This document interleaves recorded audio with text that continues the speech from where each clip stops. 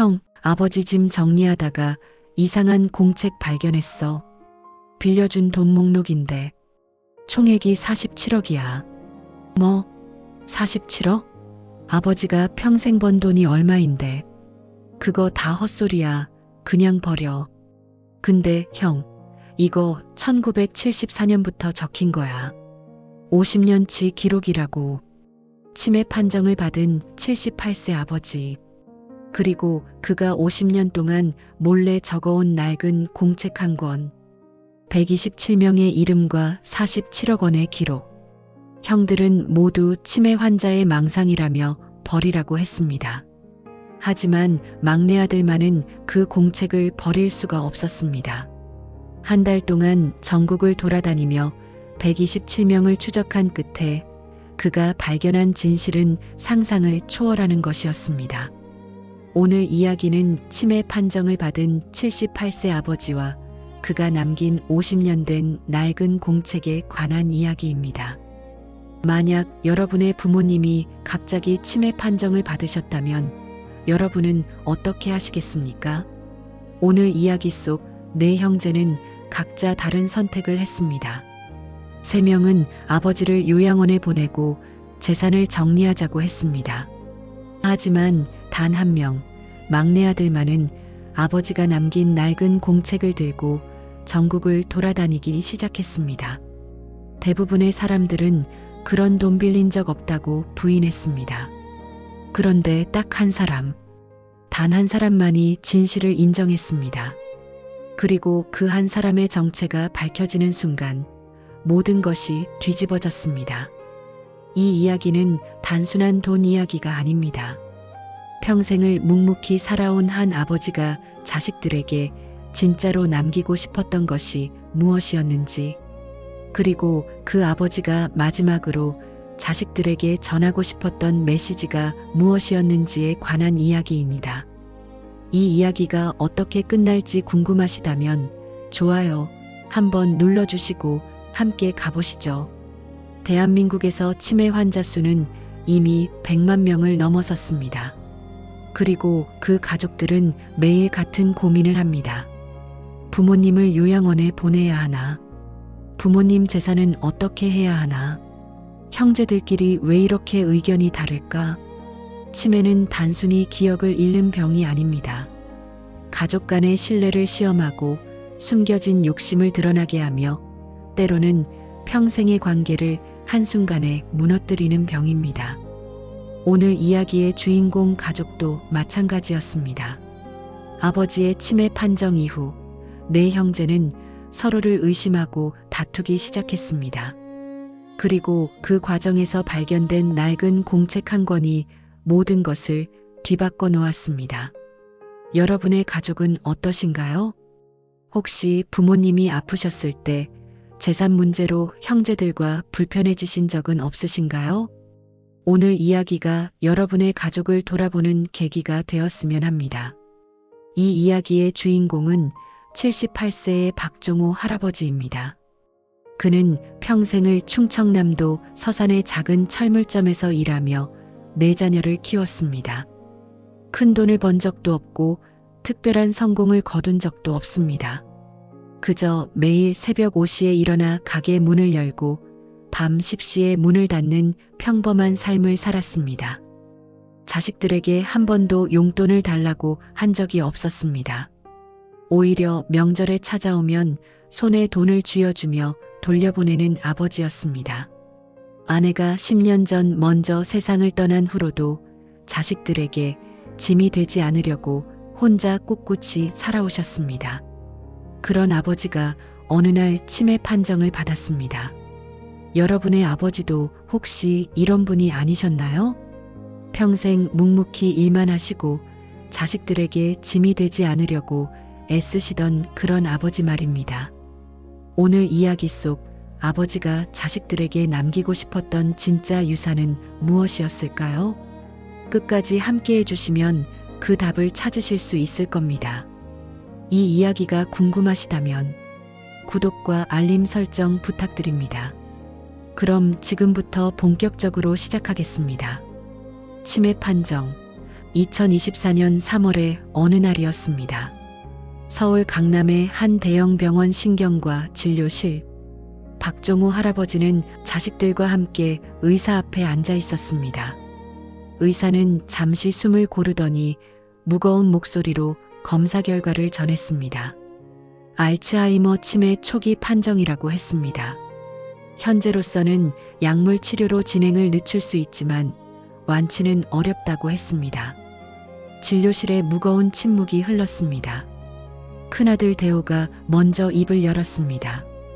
아버지가 혼자 사시기는 어렵겠냐고 물었습니다.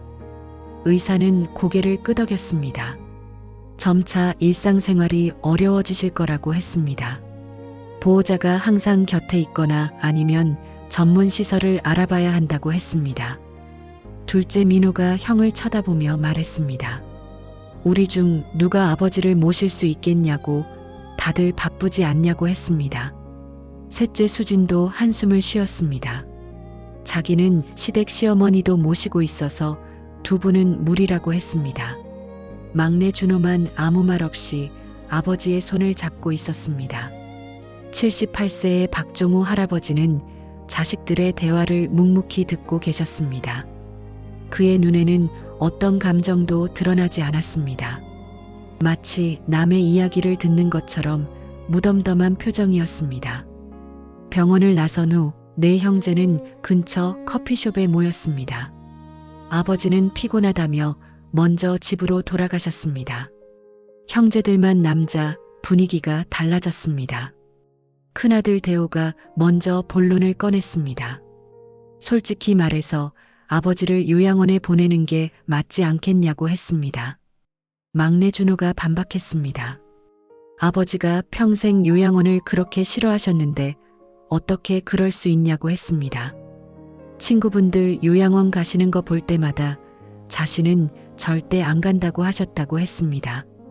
둘째 민호가 현실적인 이야기를 꺼냈습니다.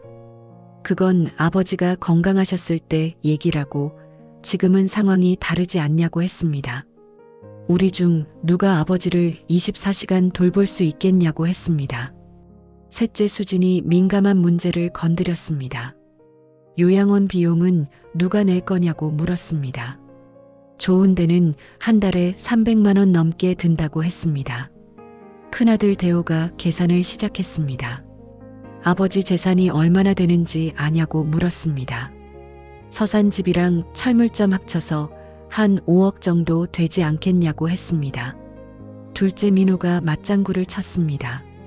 5억이면 요양원비 내면서 버틸 수 있겠다면서 일단 서산집은 정리해야겠다고 했습니다.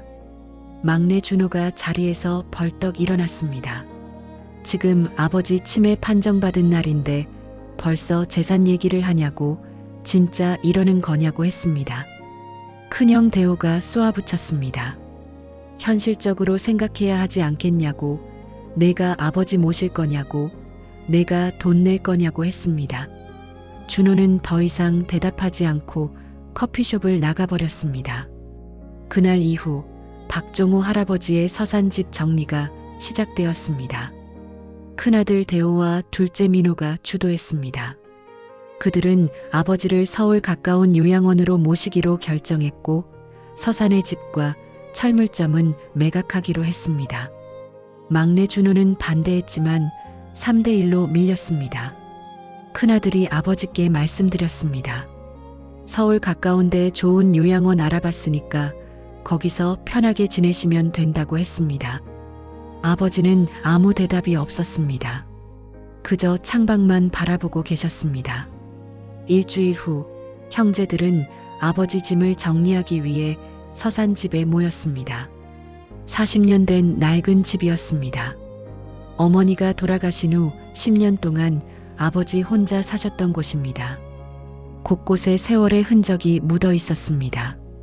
거실 벽에는 네 남매의 어린 시절 사진이 걸려 있었고 부엌에는 어머니가 쓰시던 그릇들이 그대로 있었습니다. 셋째 수진이 한숨을 쉬었습니다. 이거 다 정리하려면 한참 걸리겠다고 했습니다. 둘째 민호가 말했습니다. 쓸만한 것 빼고 다 버리자고, 어차피 아버지가 요양원에 가져갈 수 있는 것도 별로 없다고 했습니다. 형제들은 각자 방을 맡아 짐을 정리하기 시작했습니다. 그때 막내 준호가 아버지의 서재에서 무언가를 발견했습니다. 낡은 책상 서랍 깊숙한 곳에 숨겨져 있던 공책 한 권이었습니다. 표지가 누렇게 바랜 50년은 좋게 된 것 같은 공책이었습니다. 표지에는 아버지의 필체로 이렇게 적혀 있었습니다. 은혜를 기억하는 장부. 준호는 공책을 펼쳐보았습니다. 첫 페이지부터 빼곡하게 글씨가 적혀 있었습니다. 1974년 3월 15일 김철수 50만 원 사업자금. 1976년 8월 22일 이영희 30만 원 병원비. 1978년 5월 3일 박성민 100만 원 집 보증금. 이런 식으로 50년치 기록이 빼곡히 적혀 있었습니다. 준호는 마지막 페이지까지 넘겨보았습니다. 총 127명의 이름이 적혀 있었고 금액을 모두 합산하자 47억 2천만 원이라는 숫자가 나왔습니다. 준호의 심장이 빠르게 뛰기 시작했습니다. 이게 뭐지? 아버지가 평생 이렇게 많은 돈을 빌려주셨다고? 준호가 형들을 불렀습니다. 이것 좀 보라고 했습니다. 공책을 본 큰형 대호가 코웃음을 쳤습니다. 뭐냐 이게? 47억이라고 했습니다. 아버지가 평생 번 돈이 얼마인데 47억을 빌려주셨겠냐고 했습니다. 둘째 민호도 동조했습니다. 이거 치매 오고 나서 쓴 거 아니냐고 헛소리를 적어놓은 것 같다고 했습니다. 준호가 반박했습니다. 아니라고, 날짜가 1974년부터라고 했습니다. 50년 전부터 쓴 거라고 했습니다. 셋째 수진이 고개를 저었습니다. 그래도 말이 안 된다고, 아버지가 무슨 재벌이시냐고 했습니다. 철물점 하나 운영하신 분이 어떻게 47억을 빌려주시냐고 했습니다. 둘째 민호가 말했습니다. 그러니까 다 지어낸 거라고, 치매 환자들이 가끔 이런 망상을 한다고 하던데 그냥 버리라고 했습니다.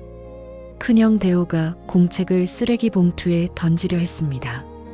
준호가 재빨리 공책을 낚아챘습니다. 버리지 말라고, 자기가 확인해 보겠다고 했습니다. 큰형이 짜증을 냈습니다. 뭘 확인하냐고, 시간 낭비하지 말고 정리나 도우라고 했습니다. 준호가 단호하게 말했습니다. 아버지가 50년 동안 쓴 건데 그냥 버릴 수는 없다고, 자기가 알아볼 테니까 형들은 신경 쓰지 말라고 했습니다. 준호는 공책을 가방에 넣었습니다. 127명을 찾아서. 그날 밤 준호는 서울로 돌아오는 차 안에서 공책을 다시 펼쳐보았습니다. 아버지의 필체는 50년 전이나 지금이나 변함이 없었습니다.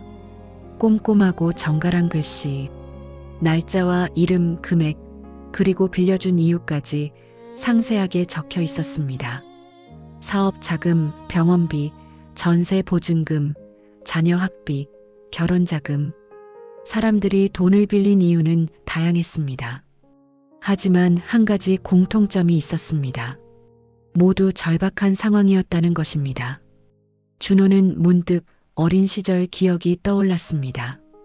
아버지는 철물점 수입이 많지 않았음에도 불구하고 항상 손님들에게 외상을 줬습니다. 그리고 그 외상값을 받으러 다니는 모습을 한 번도 본 적이 없었습니다. 어머니가 가끔 잔소리를 하셨습니다.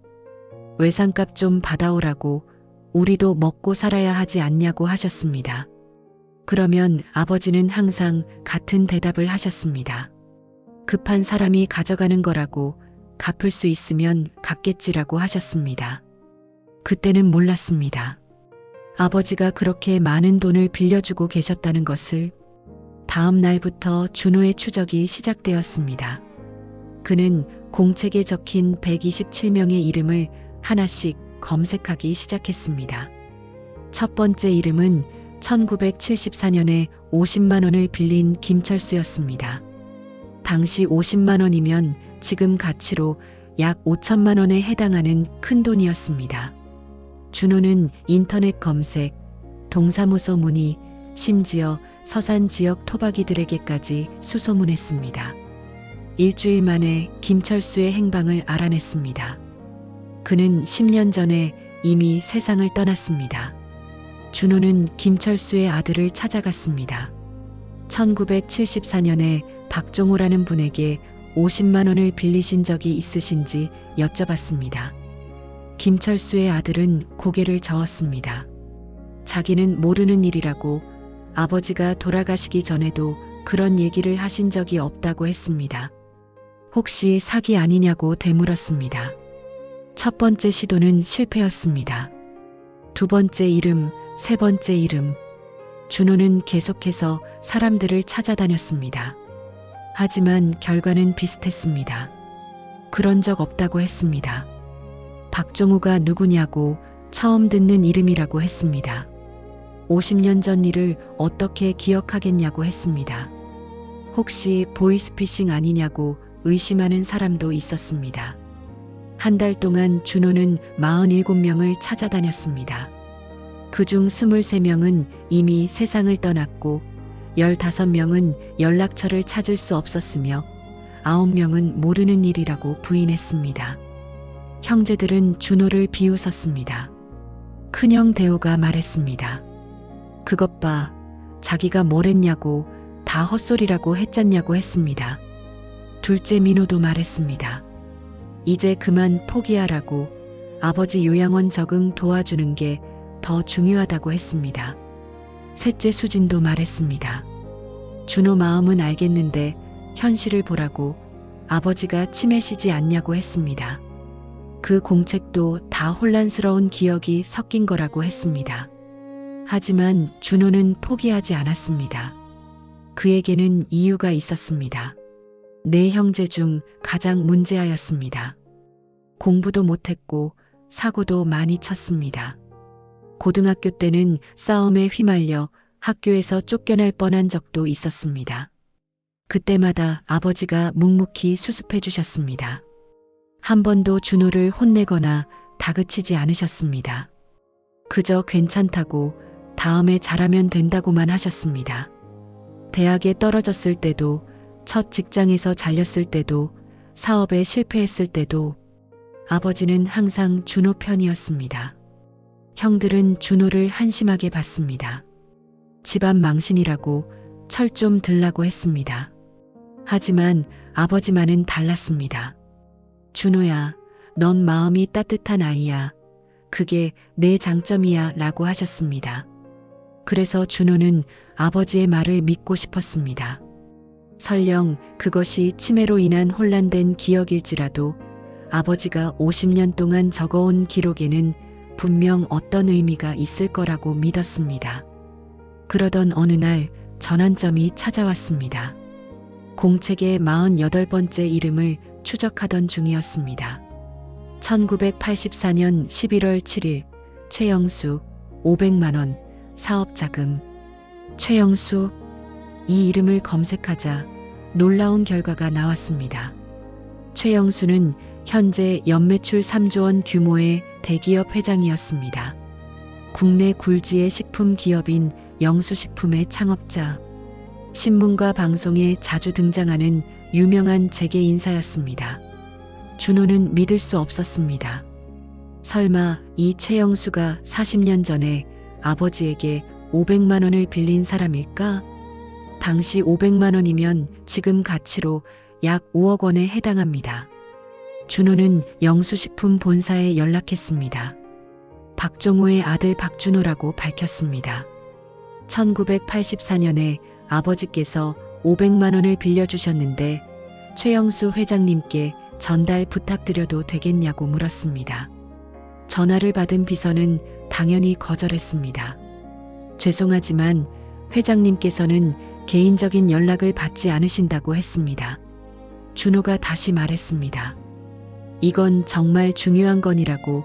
아버지가 치매 판정을 받으셨는데 아버지가 남기신 기록에 최영수 회장님 성함이 있다고 했습니다. 비서가 냉정하게 대답했습니다.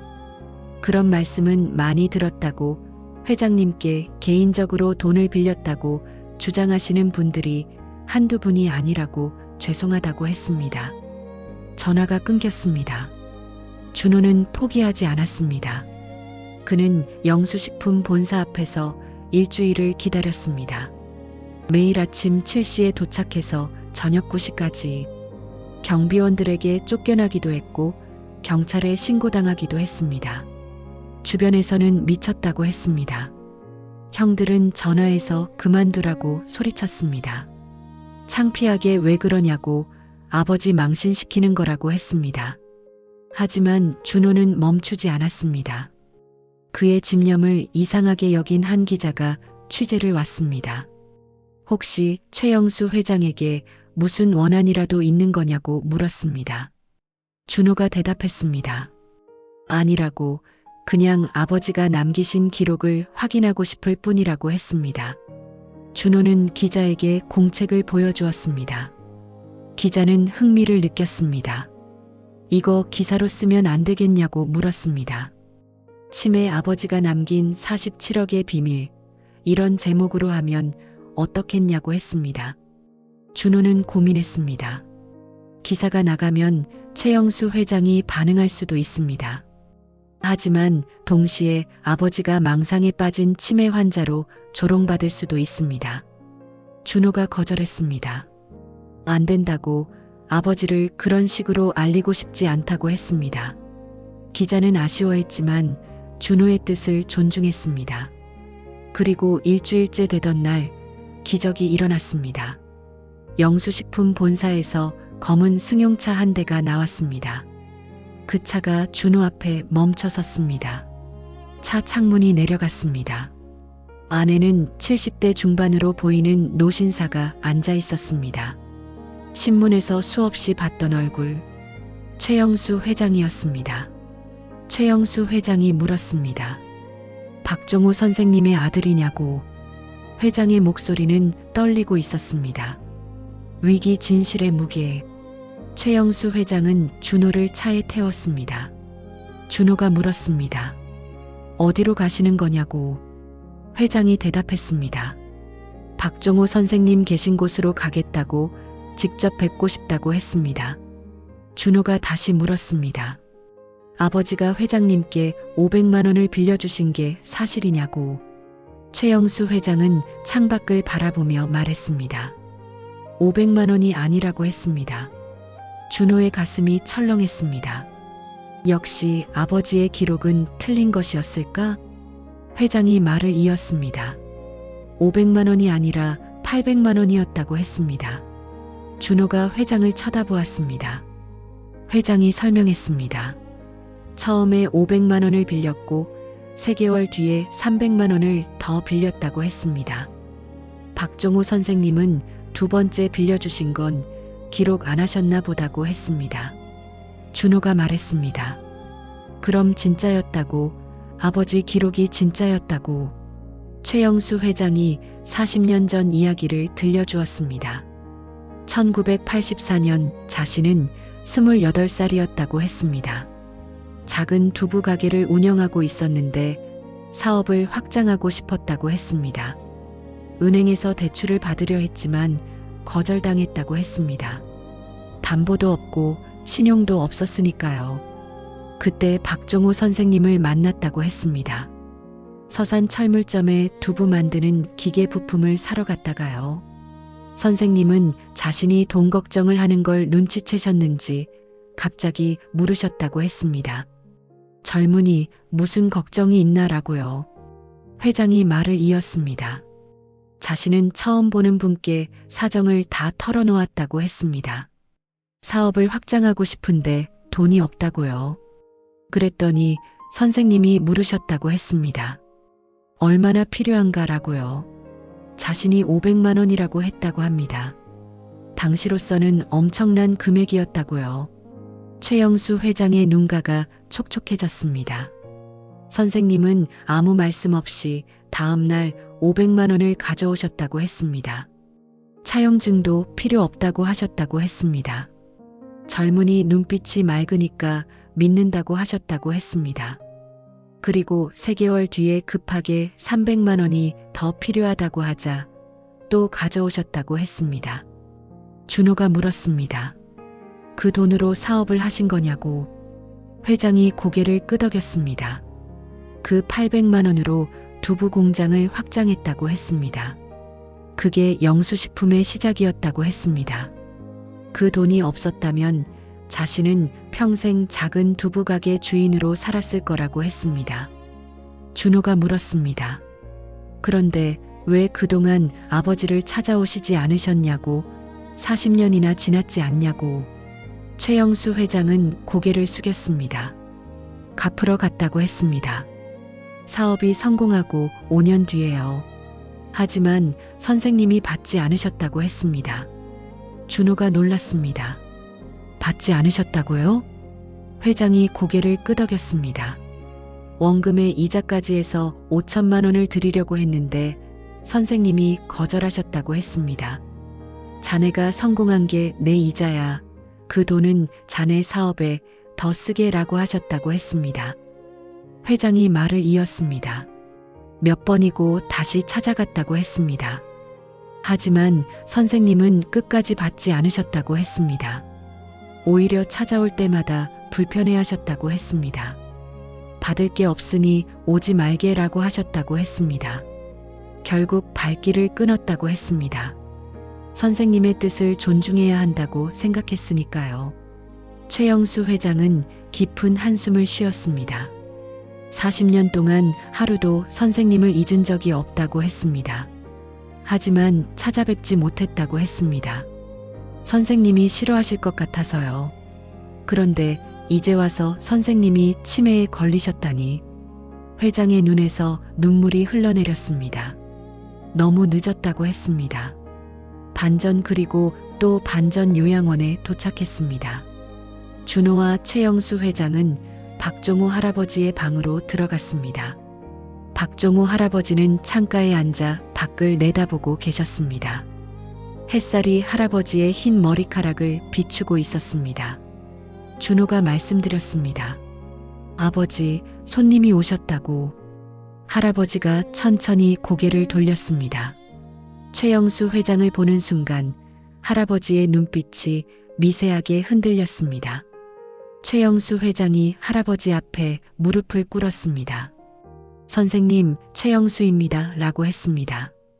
40년 전에 선생님께 800만 원을 빌린 최영수라고 기억하시겠냐고 했습니다. 할아버지는 아무 대답이 없었습니다. 회장이 말을 이었습니다. 선생님, 자신 때문에 선생님이 고생하신 거 안다고 했습니다. 그 돈 때문에 선생님 가족들이 힘드셨다는 것도 안다고 했습니다. 정말 죄송하다고 했습니다. 회장이 가방에서 서류 봉투를 꺼냈습니다. 여기 30억 원이라고 했습니다. 원금 800만 원에 40년치 이자를 계산한 거라고 했습니다. 이것도 부족하다는 거 안다고 했습니다. 하지만 받아달라고 제발이라고 했습니다. 그때 할아버지가 입을 열었습니다. 두부가게 청년이 많이 컸구만. 준호와 최영수 회장은 동시에 놀랐습니다. 준호가 물었습니다. 아버지, 기억하시냐고. 할아버지가 대답했습니다. 기억한다고. 그때 자네 눈이 참 맑았다고 했습니다. 성공할 줄 알았다고 하셨습니다. 회장이 감격했습니다. 선생님, 하고 말을 잇지 못했습니다. 할아버지가 말씀하셨습니다. 근데 그 돈은 필요 없다고 하셨습니다. 할아버지가 손을 저으셨습니다. 회장이 말했습니다. 선생님, 이건 제가 드리는 거라고 했습니다. 선생님이 원하시든 안 하시든 자신은 이 돈을 드리고 싶다고 했습니다. 할아버지가 말씀하셨습니다. 자신이 왜 돈을 받겠냐고 하셨습니다. 자네한테 돈을 빌려준 건 이자 받으려고 한 게 아니라고 하셨습니다. 회장이 물었습니다. 그럼 왜 빌려주신 거냐고. 할아버지가 창밖을 바라보며 말씀하셨습니다. 1984년 자신도 어려웠다고 하셨습니다. 철물점 수입으로 겨우 먹고 살았다고 하셨습니다. 근데 자네를 보니까 자신보다 더 절박해 보이더라고 하셨습니다. 젊은이가 꿈을 포기하면 안 된다고 그래서 빌려준 거라고 하셨습니다. 회장이 또다시 눈물을 흘렸습니다. 할아버지가 말씀하셨습니다. 자네가 성공한 게 내 이자라고 했잖냐고 하셨습니다. 그 말 진심이었다고 하셨습니다. 자신이 빌려준 800만 원이 3조 원짜리 회사가 됐다면서 이보다 더 좋은 이자가 어딨겠냐고 하셨습니다.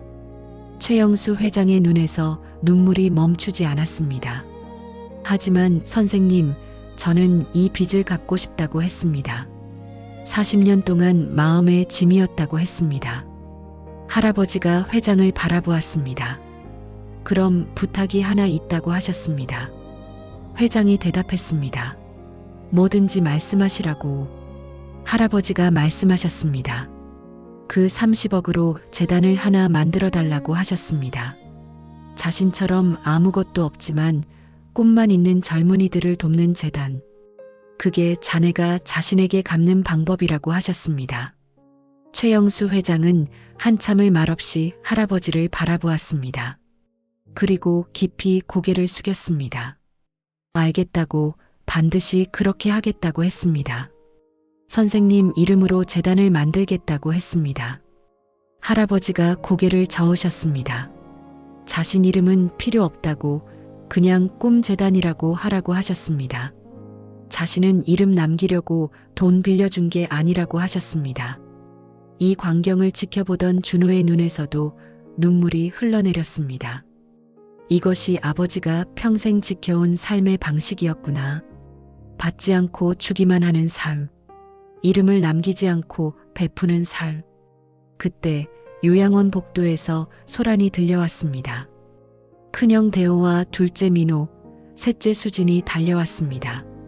누군가 연락을 한 모양이었습니다. 큰형이 소리쳤습니다. 야, 박준호, 내가 무슨 짓을 한 거냐고 했습니다.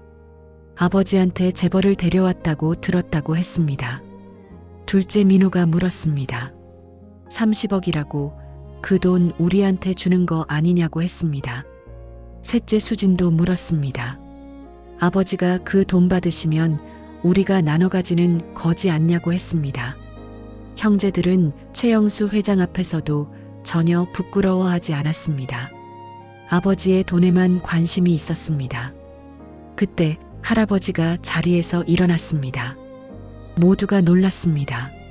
치매 환자라고 생각했던 아버지가 또렷한 눈빛으로 자식들을 바라보고 계셨습니다. 할아버지가 말씀하셨습니다. 너희들 내 말 잘 들으라고. 형제들이 아버지를 쳐다보았습니다. 할아버지가 천천히 분명하게 말씀하셨습니다. 나 치매 아니다. 방안이 얼어붙었습니다. 큰아들 대호가 더듬거렸습니다. 뭐라고요? 할아버지가 설명하셨습니다. 의사한테 부탁해서 치매 판정받은 척한 거라고 하셨습니다. 너희들 시험해 보려고 그랬다고 하셨습니다. 준호가 놀라서 물었습니다. 아버지, 그게 무슨 말씀이시냐고. 할아버지가 서랍에서 서류 한 장을 꺼내셨습니다. 정밀 검사 결과지였습니다. 인지 기능 정상, 치매 소견 없음. 검사 날짜는 일주일 전이었습니다. 할아버지가 말씀하셨습니다. 자신이 치매 판정받은 날 너희들이 뭐라고 했는지 기억하냐고 하셨습니다. 병원 나오자마자 커피숍에서 한 얘기 말이다 라고 하셨습니다. 요양원, 재산, 집 팔기. 자신 앞에서 버젓이 그런 얘기를 했다고 하셨습니다. 형제들의 얼굴이 하얗게 질렸습니다. 할아버지가 말씀하셨습니다. 자신은 너희들이 어떤 사람인지 알고 싶었다고 하셨습니다. 자신이 아프고 약해졌을 때 너희들이 자신을 어떻게 대하는지 그리고 확인했다고 하셨습니다. 할아버지가 큰아들 대호를 바라보았습니다. 대호야, 넌 자신이 치매 걸렸다고 하자마자 요양원 얘기부터 했다고 하셨습니다. 자신을 한 번도 걱정하지 않았다고 하셨습니다. 큰아들이 말을 더듬었습니다. 아버지, 그건 할아버지가 둘째를 바라보았습니다. 민호야, 넌 자신 재산이 얼마인지부터 계산했다고 하셨습니다. 아픈 아버지보다 돈이 먼저였다고 하셨습니다. 둘째가 말을 잇지 못했습니다. 할아버지가 셋째를 바라보았습니다. 수진아, 넌 시어머니 핑계대면서 자신을 피했다고 하셨습니다. 자신이 짐이 될까봐 걱정한 게 아니라 그냥 귀찮았던 거라고 하셨습니다. 셋째가 눈물을 흘렸습니다. 아버지, 저는 할아버지가 마지막으로 막내 준호를 바라보았습니다. 준호야 라고 부르셨습니다. 준호가 대답했습니다. 네, 아버지. 할아버지의 눈가가 젖어들었습니다. 넌 그 공책을 버리지 않았다고 하셨습니다. 그리고 한 달 동안 47명을 찾아다녔다고 하셨습니다. 아무도 안 믿어줘도 포기하지 않았다고 하셨습니다. 형들한테 바보 취급당하면서도 끝까지 아버지 말을 믿었다고 하셨습니다. 준호가 대답했습니다. 아버지가 적어 놓으신 거니까요 라고 했습니다. 아버지가 50년 동안 쓰신 건데 그냥 버릴 수 없었다고 했습니다. 할아버지가 준호에게 다가가셨습니다. 그리고 아들의 어깨를 꼭 안아주셨습니다. 그래, 그게 효도야 라고 하셨습니다.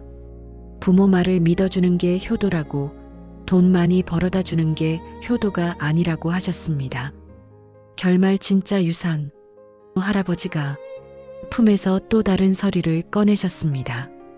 이건 자신의 유언장이라고 이미 공증까지 받아놨다고 하셨습니다. 형제들의 눈이 커졌습니다. 할아버지가 읽어주셨습니다. 자신의 전 재산은 막내 준호에게 상속한다고 하셨습니다. 나머지 3명에게는 1원도 주지 않는다고 하셨습니다. 큰아들이 소리쳤습니다. 아버지, 할아버지가 담담하게 말씀하셨습니다. 이에 있으면 법정에서 보자고, 공증받은 유언장이니까 뒤집기 어려울 거라고 하셨습니다. 둘째 민호가 매달렸습니다. 아버지, 저희가 잘못했다고 했습니다. 한 번만 봐달라고 했습니다. 할아버지가 고개를 저으셨습니다. 50년 동안 127명에게 돈을 빌려줬다고 하셨습니다. 차용증 한 장 받지 않고 믿음 하나로 빌려줬다고 하셨습니다. 그 중에 갚은 사람은 7명 뿐이었다고 하셨습니다. 나머지 120명은 모르쇠로 일관했다고 하셨습니다. 처음엔 서운했다고 하셨습니다. 그런데 이제는 고맙다고 하셨습니다. 그들 덕분에 자신이 누구한테 진짜로 유산을 남겨야 하는지 알게 됐으니까요. 할아버지가 준호를 바라보았습니다. 너는 자신이 남들한테 돈 빌려줄 때마다 욕먹는 거 다 알고 있었을 거라고 하셨습니다. 형들이 자신 뒤에서 뭐라고 했는지도 알고 있었을 거라고 하셨습니다. 그래도 자신 편을 들어줬다고 하셨습니다. 그게 고맙다고 하셨습니다. 준호가 눈물을 흘렸습니다. 아버지, 하고 말을 잇지 못했습니다. 할아버지가 최영수 회장을 바라보았습니다. 최 회장, 그 재단 꼭 만들어달라고 하셨습니다. 자신은 평생 젊은이들이 꿈을 펼칠 수 있게 돕고 싶었다고 하셨습니다. 돈이 없어서 많이 못 도왔지만 이제 자네가 그 뜻을 이어주면 좋겠다고 하셨습니다. 최영수 회장이 깊이 고개를 숙였습니다. 반드시 그렇게 하겠다고, 선생님 뜻대로 하겠다고 했습니다. 그로부터 한 달 후 꿈재단이 설립되었습니다. 최영수 회장은 약속대로 30억 원을 출연했습니다. 그리고 매년 100명의 젊은 창업가들에게 무이자 창업 자금을 지원하기로 했습니다. 박종호 할아버지는 요양원을 나와 다시 서산집으로 돌아가셨습니다. 막내 준호가 주말마다 찾아뵙기로 했습니다. 큰형 대호와 둘째 민호, 셋째 수지는 아버지께 용서를 빌었습니다. 하지만 할아버지는 말씀하셨습니다. 용서할 건 없다고, 그냥 각자 잘 살라고 하셨습니다. 다만 한 가지만 기억하라고 하셨습니다. 사람한테 가장 중요한 건 돈이 아니라고 하셨습니다. 진심을 알아봐주는 사람이 있냐 없냐라고 하셨습니다. 그리고 준호를 바라보며 말씀하셨습니다. 자신은 그런 아들이 있어서 행복하다고 하셨습니다. 낡은 공책 한 권, 50년 동안 적어온 127명의 이름과 47억 원의 기록. 그것은 단순한 채권 목록이 아니었습니다. 한 아버지가 평생에 걸쳐 베푼 선행의 기록이었습니다. 그리고 그 공책을 끝까지 믿어준 한 아들 덕분에 그 선행은 마침내 빛을 보게 되었습니다. 박종호 할아버지는 지금도 서산 철물점에서 일하고 계십니다. 78세의 나이에도 여전히 새벽 5시에 일어나 가게 문을 엽니다. 그리고 여전히 어려운 사람들에게 외상을 줍니다. 달라진 게 있다면 이제는 막내 아들이 가끔 와서 외상 장부를 정리해 준다는 것입니다. 그리고 그 장부 맨 앞에는 이렇게 적혀 있습니다. 은혜를 기억하는 장부. 사람을 겉모습으로 판단하지 마세요. 작은 철물점 주인이 47억을 빌려줄 수도 있고 치매 환자가 누구보다 또렷한 판단력을 가지고 있을 수도 있습니다. 그리고 무엇보다 부모님이 진짜로 원하시는 건 여러분의 재산이 아닙니다. 여러분의 믿음입니다.